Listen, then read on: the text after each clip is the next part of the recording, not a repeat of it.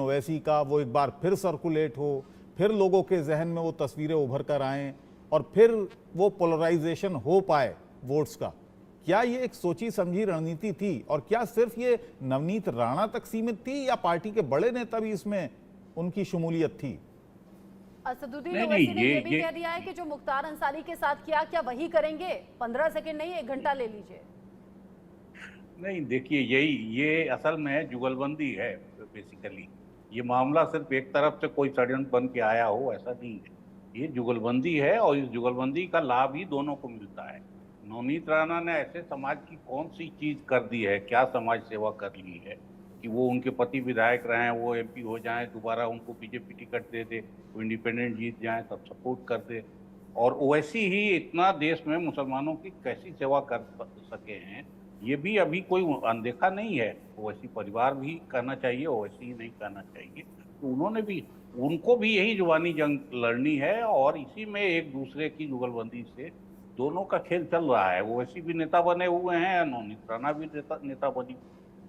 अब ये जरूर है कि सुनवाई थोड़ी कम हो गई है आज की तारीख में लोगों में, क्योंकि 10 साल में लोगों ने ये खेल बहुत देख लिया। और जैसा मैंने पहले कहा कि नवनीत राणा और वैसी छोटी चीज हैं, सबसे बड़े तो जो हैं हमारे प्रधानमंत्री हैं, उनसे बड़ा तो मुझे नहीं लगता कि आज की पॉलिटिक्स में कोई आदमी है, उनके बोलने चालने उनके सबका। और वो खुद उन्होंने मंगलसूत्र और गाय भैंस और हिंदू मुसलमान और किसकी प्रॉपर्टी किसको दे, ये सब करके देख लिया। और मेरे ख्याल वो कहीं इशू बना नहीं है, क्योंकि लोग अब इन चीज़ों की सच्चाई जान गए हैं। उनको अपने कंसर्न से ज़्यादा मतलब हुआ है। और ये अच्छी बात है कि लोग अपने आसपास के कामकाज को देखें, सरकार के कामकाज को देखें, उस बेसिस पर मतदान करें। ये जो बहुत इमोशनल आइडेंटिटी वाले सवाल आते हैं उनको लोग किनारे करें और रियल इशूज पे चुनाव आए तो ये अच्छी बात है, वजह नहीं है। तो कानून अपना काम करे और कानून को करना ही चाहिए, लेकिन बहुत ज़्यादा पॉलिटिकल इसको महत्व देने की जरूरत नहीं है। मैं बल्कि एक तुलना करना चाहता हूँ, रह के मेरे दिमाग में ये आता है कि यही पार्टियां जब लखनऊ में आती हैं तो न वहाँ जाके ओवैसी कोई ऐसा बयान देते हैं, न बीजेपी वहाँ कोई ऐसा बयान देती है।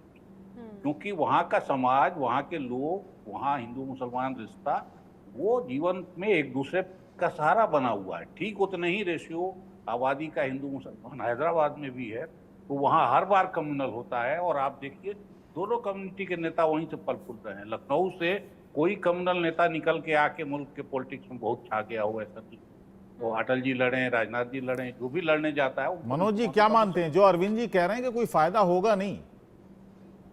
नहीं, देखिए ये मतलब ये बड़ा ही आज के डेट में कहना कि फायदा होगा या नहीं होगा, क्योंकि देखिए फायदा है तभी तो ये लोग बोल रहा है, दोनों तरफ से बोल रहा है। ऐसा नहीं, अभी आप लालू जी का भी स्टेटमेंट उठा के देख लीजिए, सैम पित्रोदा का भी स्टेटमेंट उठा के देख लीजिए, तो कहीं ना कहीं सबको पता है। और ऑब्वियस है इसलिए हो रही है क्योंकि ये 3 फेज के चुनाव हो गए और उसमें इस बार का जो मतदाता है बहुत ही शांत है। वो किसी को भनक लगने नहीं दे रहा है कि हम क्या करने वाले हैं। और इसीलिए जो भी पॉलिटिकल पार्टीज हैं या जो इस तरीके के लीडर्स हैं जो एक आइडेंटिटी पॉलिटिक्स के आधार पे अपने आप को पूरे देश में स्थापित करते हैं, चाहे ओवैसी हो या चाहे नवनीत राणा हो, ऐसे बहुत सारे नाम आपको हर पार्टी में मिल जाएंगे जिनकी प्रकृति वही है। और मुझे लगता है कि इसमें लोकतंत्र की दृष्टि से अगर देखिए तो जिस प्रकार से मतदाता अपना परिचय दे रहा है, मुझे लगता है कि बहुत ही पॉजिटिव साइन है। लेकिन ऑब्वियस है समाज में अभी भी वैसे बहुत लोग हैं जो इनके बातों में आके पोलराइजेशन में जाते हैं और उस आधार पे वोट करते हैं और ग्राउंड पे नेता जानते हैं कि इन बातों में आम जनता आ जाएगी। आलोक सर, अगर यही बयान विपक्ष ने दिया होता तो हड़कंप मच जाता। अभी हमने देखा ना पिछले दिनों सलमान खुर्शीद की बेटी वोट जिहाद करने की बात कर रही थी। अबोली उस टाइम मेरे को एंकर थे, उन्होंने बताया जिहाद का मतलब जद्दोजहद करना। लेकिन वो बयान ऐसा विवादों में आया और ऐसे उस पर रिएक्शन आए कि भरमार तरीके से फिर वो अपडेट्स हमें दर्शकों तक पहुंचाने पड़े। लेकिन यहाँ जब बात बीजेपी या एनडीए की आ जाती है तो टॉप लीडर्स एकदम खामोश हो जाते हैं। माधवी लता के प्रचार के लिए बड़े चेहरे पहुंचे थे, नाम नहीं लूंगी किसी का। यही नवनीत राणा के साथ हो रहा है, बिल्कुल खामोशी, कोई क्रिटिसाइज नहीं। क्योंकि यही है कि देखिए जो प्रचार के लिए जाते हैं, पार्टी का प्रोग्राम भी होता है, उसमें उनको कितना, जैसे अरविंद जी कह रहे हैं कि भाई सोच समझ के कहा गया, यह सवाल भी अबुल जी ने भी कहा। मुझे लगता है कि इतना ठीक से कोई तैयारी करके नहीं भेजता। उत्तेजक अच्छा कौन, प्रज्ञा साक्षी है, उमा भारती जी के भाषण आप देखिए, वहाँ भारती जी तो जब पार्टी में थी तब भी पार्टी के खिलाफ वो भाषण वो दिए, पूरा इंटरव्यू दिए हमें। तो इसलिए मेरा ये मानना है कि वो कुछ ऐसे लोग होते हैं जिनको नियंत्रित नहीं किया जा सकता। यही एक आचार संहिता की बात है कि कैंडिडेट आए, महिलाएं भी आए, अच्छी महिलाएं आए जो समाज में जागृति पैदा करें। लेकिन आप यदि धर्म, संप्रदाय, जाति के आधार पर ये करेंगे, और अभी ठीक है हमारे जैसे मेहमान कह रहे हैं ना कि आप लालू जी क्या कर रहे हैं, मुस्लिम को उसी दिन जिस दिन पोलिंग है उस दिन आप कहेंगे मुस्लिम को आरक्षण देंगे, हम 50% से ऊपर देंगे, 70% देंगे, 100% ही दे दें आप। लेकिन इस तरह की चीजें करने के पीछे बाकायदा उन लोगों को जो कैंडिडेट का नाम, पार्टी का नाम नहीं जानते, ऐसे लोगों को प्रभावित करते हैं। मैं आज भी कह रहा हूँ कि ये खतरनाक खेल है, चाहे दोनों समुदाय हो या सिख समुदाय हो। आज पंजाब में अभी चुनाव आने दीजिए ना तारीख है, वहां पर क्या होता है, मनमोहन सिंह जी खुद भी इसीलिए गुरुद्वारे में, उनको कहा जाता था गुरुद्वारे में जाके बेचिए। 2004 के चुनाव में उनसे क्या क्या कहा गया, मैं गवाह हूं इस बात का। बहुत सारे बयान आए, बहुत सारे। अभी इस्तेमाल मनोज जी ने एक बड़ी महत्वपूर्ण बात की, बोले बहुत सारे बयान आए हैं लेकिन इस बार का वोटर बड़ा खामोश है। आलोक जी क्या मानते हैं आप, ये वोटर की खामोशी का मतलब क्या है, किस तरफ है? देखिए, वोटर वोट देने के बाद आप जो कर रहे हैं, एग्जिट पोल वगैरह की बात मैं नहीं कहता, लेकिन आप, मैं चूंकि दिन भर थोड़ा बीच बीच में जब भी समय होता है देखता हूँ, जहां जहां वोटर बोल रहा है वो बोल रहा है। बहुत कई हम और आप शायद सब, इतना ज्यादा देश इतना बड़ा है, खुल करके कह रहे हैं कि हमें नहीं मिला, बेरोजगारी को मुद्दे कोई बात कर रहा है, या मुझे ये मिल गया, मैं वो भी कह रहा है। हाँ, ये ठीक है कि उसका आकलन आप वैसे कर सके।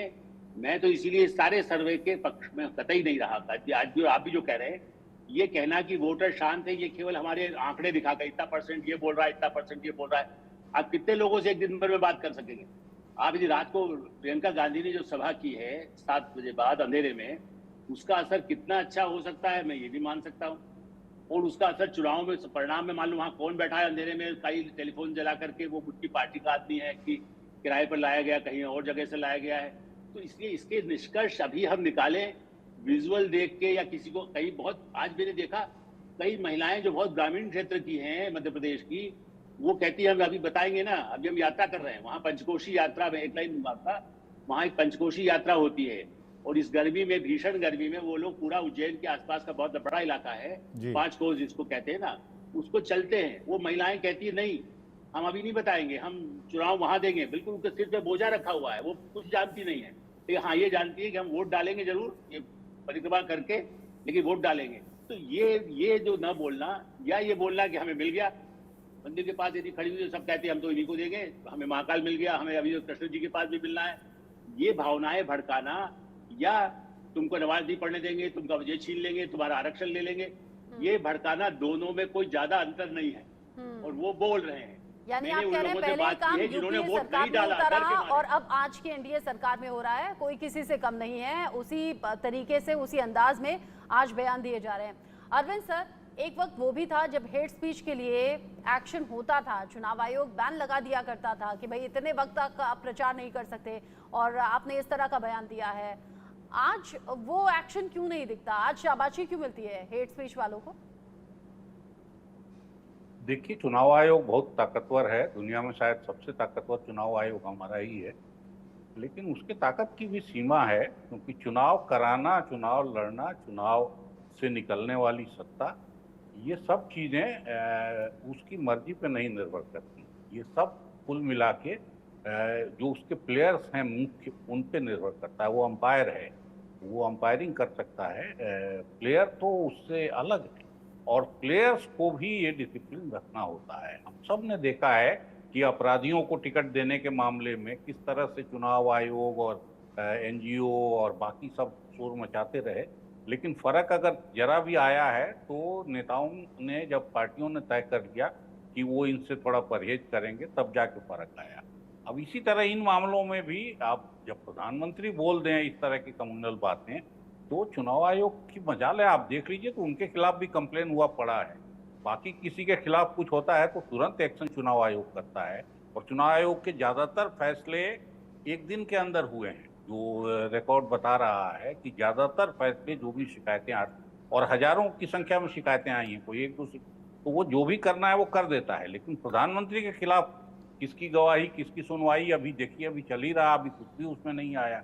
और प्रधानमंत्री ही नहीं है, इस किस्म के और बड़े वीआईपी हैं दूसरी दलों के भी, उनके खिलाफ भी इस किस्म की कार्रवाई नहीं हुई। तो चुनाव आयोग को भी वो ठीक है, वो बड़े ताकतवर संस्था है, लेकिन उसके बाद भी उसकी ताकत की भी सीमाएं हैं।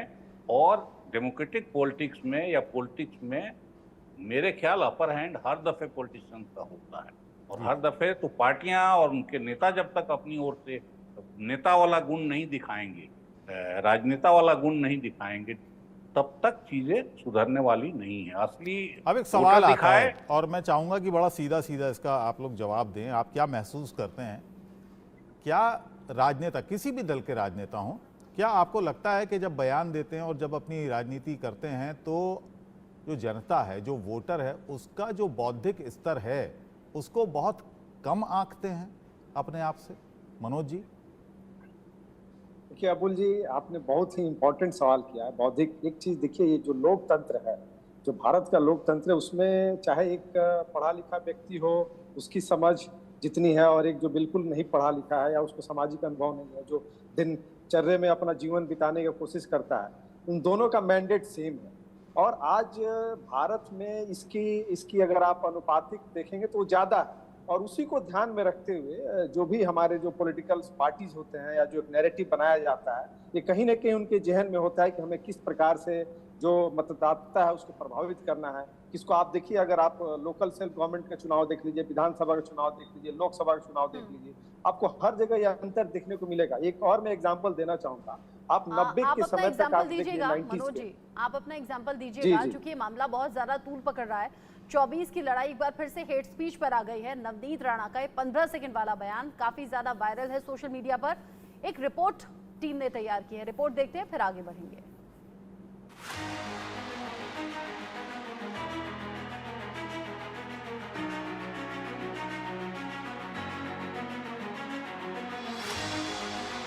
नवनीत राणा का बयान मचा सियासी संग्राम। ओवैसी ब्रदर्स को नवनीत राणा की खुली चुनौती। हैदराबाद का चुनावी रण 15 minute versus 15 second. 15 second police हटी, 24 की नई कंट्रोवर्सी। चुनावी घमासान, जहरीली हुई जुबान। देश में इन दिनों चुनावी मौसम चल रहा है। अब तक 3 चरणों के दौरान कई प्रदेशों में मतदान हो चुके हैं। 4 चरणों का मतदान अभी बाकी है। इसके साथ ही धुआंधार चुनाव प्रचार का दौर भी जारी है। वोटर्स को लामबंद करने के लिए सभी सियासी दलों के नेता अलग अलग राज्यों का दौरा कर रहे हैं और विरोधियों के खिलाफ बयानबाजी कर एक दूसरे की पोल खोलने में लगे हैं। इसी कड़ी में 8 मई को बीजेपी की फायरब्रांड नेता नवनीत राणा तेलंगाना के दौरे पर थी, जहां उन्होंने महबूब नगर में रोड शो और जनसभा के दौरान ओवैसी बंधुओं पर जमकर हमला बोला। यहां बीजेपी प्रत्याशी माधवी लता के समर्थन में जनसभा को संबोधित करते हुए नवनीत राणा ने AIMIM चीफ और हैदराबाद सांसद असदुद्दीन ओवैसी और उनके भाई पर जमकर निशाना साधा और 15 सेकंड वाली चुनौती दे डाली।